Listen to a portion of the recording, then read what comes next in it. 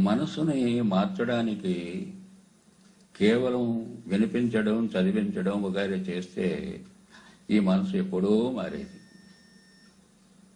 అలా కాదు.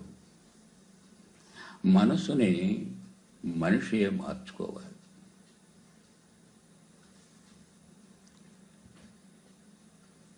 మనిషి ఎలా మార్చుకోవాలి అంటే అనేక మార్గాలు ఉన్నాయి. అందులో ధ్యానం అనేటటువంటిది ఒకటి.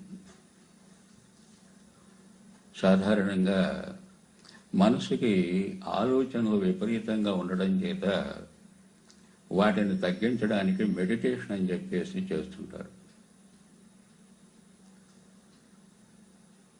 ఆ కాసేపు ఆలోచనలు తగ్గినట్టుండి విశ్రాంతి లభిస్తుంది. మళ్ళీ మామూలే. ధ్యానం, ప్రాణాయామం, మెడిటేషను ఇవి ఇప్పుడు సమాజంలో అలవాటుగా మారాయి. కానీ ఆ ప్రశాంతత మాత్రం లభించడం లేదు. దానికి ధ్యానం అని చెప్పి నేను ప్రస్థాన ధ్యానం అని చెప్తుంటాను. మెడిటేషన్కి ధ్యానానికి తేడా ఉంది. మెడిటేషను అనేది ఇంగ్లీషు మాట అయినా దానికి సరైనటువంటి తెలుగు ధ్యానం కాదు. సాధారణంగా మెడిటేషన్ అనేటువంటిది మన మనసుని మరొక ఆకారం మీద కేంద్రీకరించడం జరుగుతుంది. అది మెడిటేషన్. ఆబ్జెక్టివ్ కాన్సన్ట్రేషన్ అది. కానీ మన మనసుని మనలోనే కాన్సన్ట్రేట్ చేయగలిగితే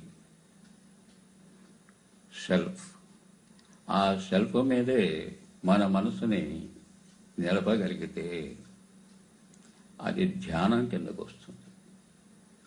ఇది సబ్జెక్టివ్ కాంటెంప్లేషన్ అని అన్నారు.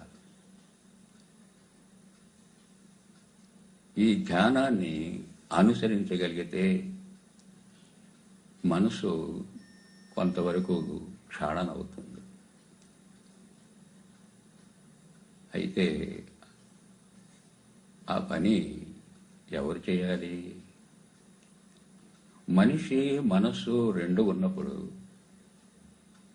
మనిషే ఆ మనసుని ఉపయోగించాలి.